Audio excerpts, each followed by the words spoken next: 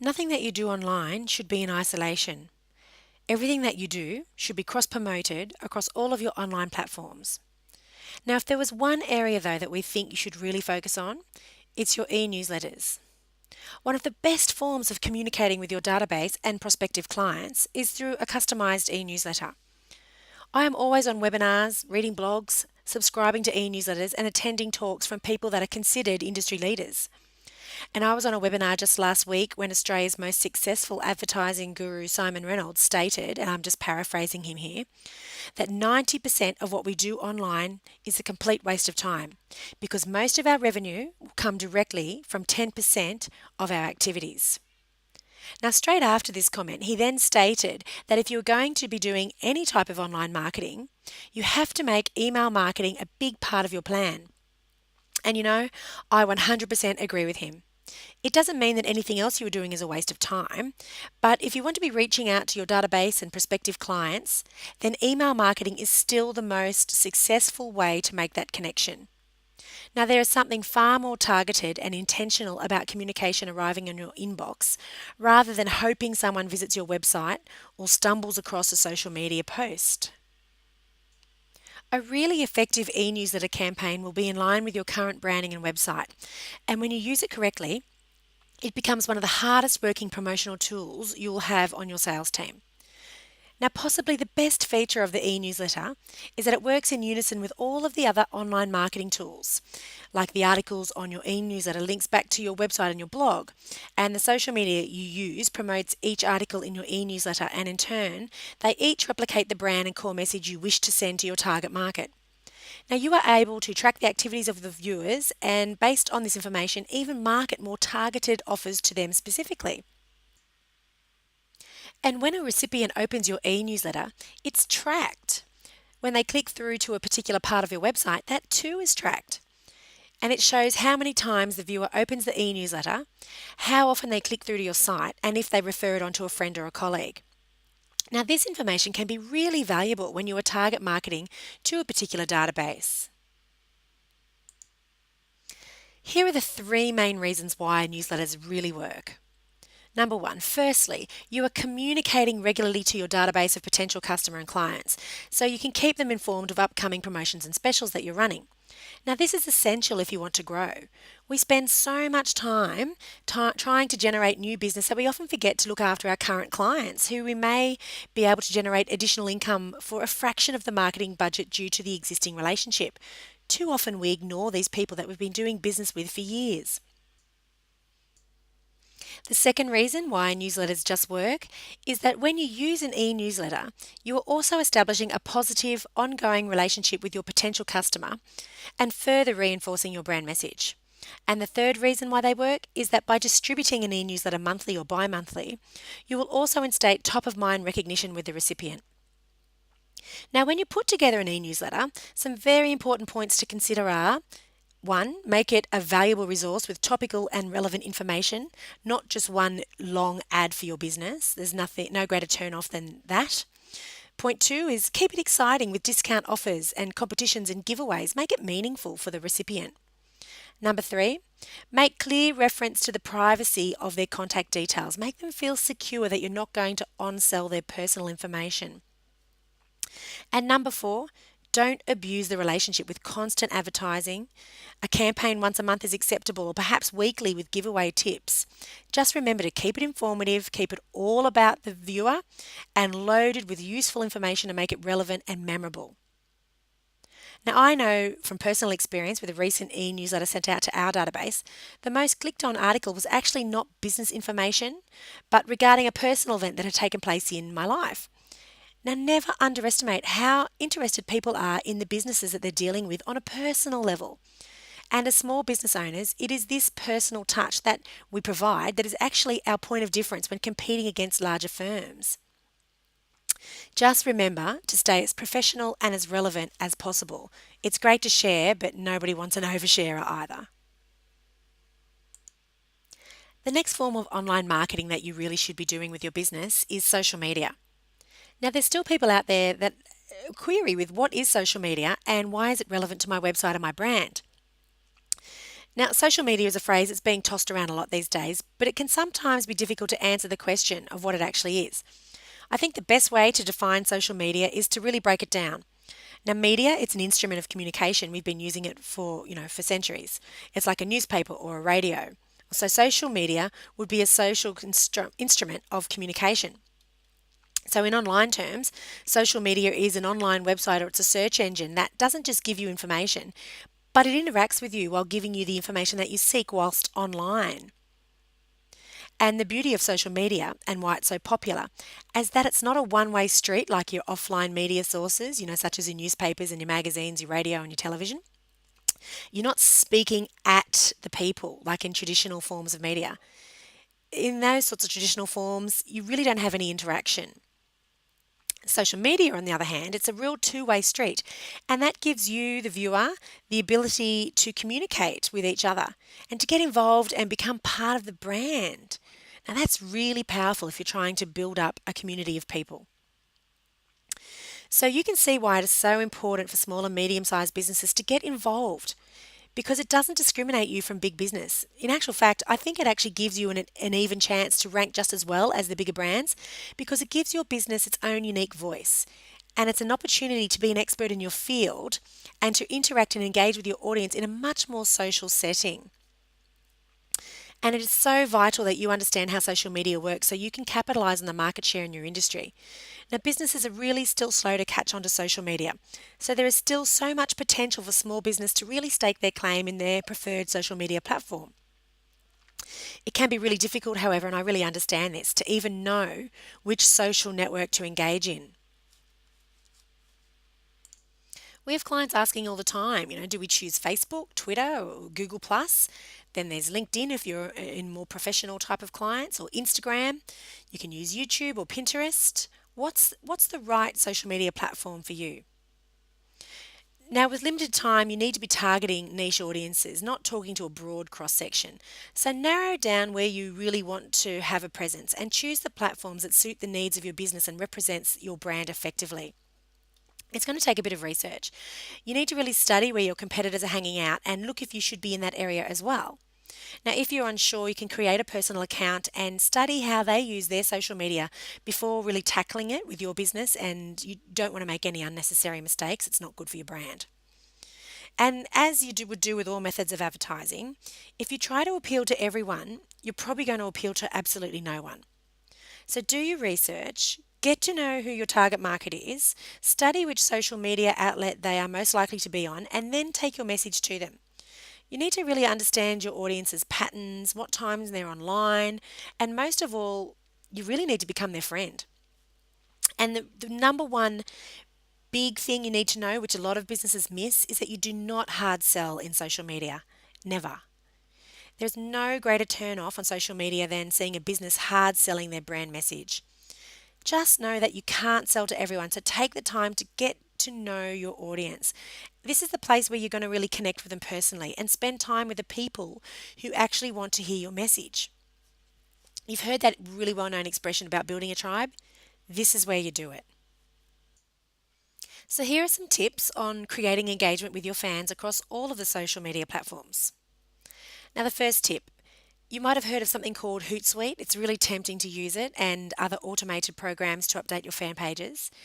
But it's becoming more and more obvious that if you want your updates to show up in fans' news feeds, the updates have to be organic or originating from your fan page itself. So take that extra time to disable all of your auto feeds and start updating manually. It's also going to look far more authentic and real, which I think is really important when people start engaging with your posts or posting directly on your wall. Make sure you also respond to them. If they know they're getting responses, they're more likely to return because the whole point is it's social media. No one really likes a one-way broadcast. The next tip is trying out different types of updates. Don't just post links to your website or ask questions all the time. Be really personal, like we discussed before. Show yourself and your team. Recommend other relevant services or showcase your client success. Really shake it up a bit and share with your fan base. Reveal some personality to them and they'll really feel that they know you and that they like you and ultimately want to do business with you. Another tip is spice it up a bit. Don't just give post after post after post of just boring text. Add in some video or give some photos. Make it really visual and vibrant and innovative. They're far more successful. And don't just share all the same tired graphics doing the rounds. Be original. Even maybe create your own.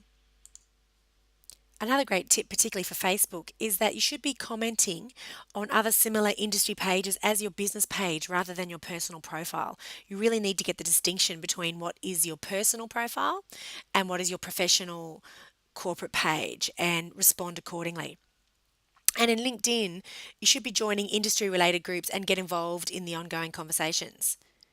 To best capitalize on both of these platforms, you can look for pages that are not direct competitors to you, but those who will have audiences that are similar or interested in your brand and get actively involved on them. Someone that's more complementary to your services. It's a great way to introduce your brand to others in a friendly way by offering them great and insightful comments. And the more you comment, the more engaged you'll be and the more interest people are going to show in you. So find these groups that have your potential client base within them and start getting active in discussions and posting useful content. But just be sure not to do anything that the group moderator would consider as spamming. Now, I've met many great businesses who I now cross refer to all the time, and I actually met them through my own business Facebook page. So it really works both ways. You can get customers and you can also get suppliers. Now, social media can seem really overwhelming at first, but if executed with a great intention and you're following your marketing plan and also being true to your brand, it can work very well in conjunction with your other online marketing. So, our recommendation is to start off first on one platform and do it really well, and then introduce another platform when you're doing the first one confidently. And as you should be doing with every marketing campaign you undertake, always test and measure your success and make sure you're getting real results so you're not spending all your time in one area that's getting no return for you. The next thing to do with your online marketing, which is really important, is blogging. And even more commonly, we were asked by clients, what is a blog? And do I need one on my website? Well, our response to that is if you want to be an expert in your field and show off your abundant knowledge, then the best way to do this is with a blog. Now, a blog is a series of content or short articles which are called posts, and they're usually organised by date with the most recent post showing first. And yes, it is attached to your website. Now, not unlike an e-newsletter, it is actually just a series of articles that communicate your great knowledge and expertise. But the distinct advantages of a blog is the search engine optimization, or we'll call that SEO from now on. And this is really advantageous to your website.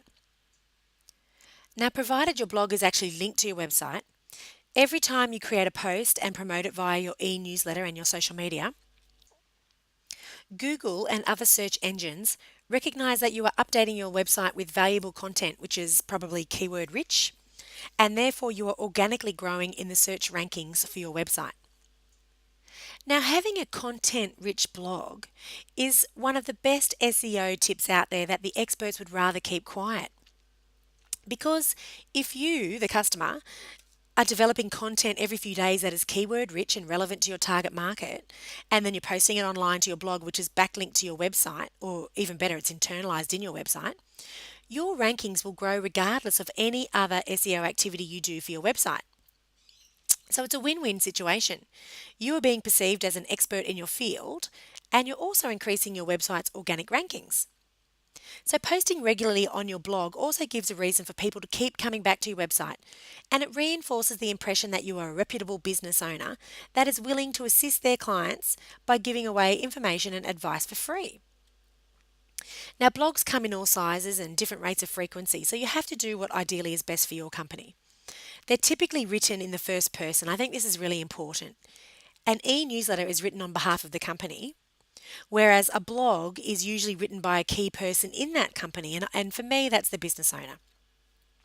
They can be a few lines or pages of content, and it really is up to the author just to what extent and to what depth you go. Blogs also have comment forms at the end of every post that allow the readers to give the author the feedback and interact with other readers.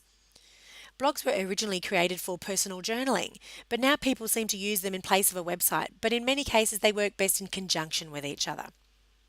And as they become more and more popular, great businesses are really being built off the back of a strong online blogging strategy, and there's plenty of examples. This one that we're showing now is by Michael Matusik from Matusik Property Insights.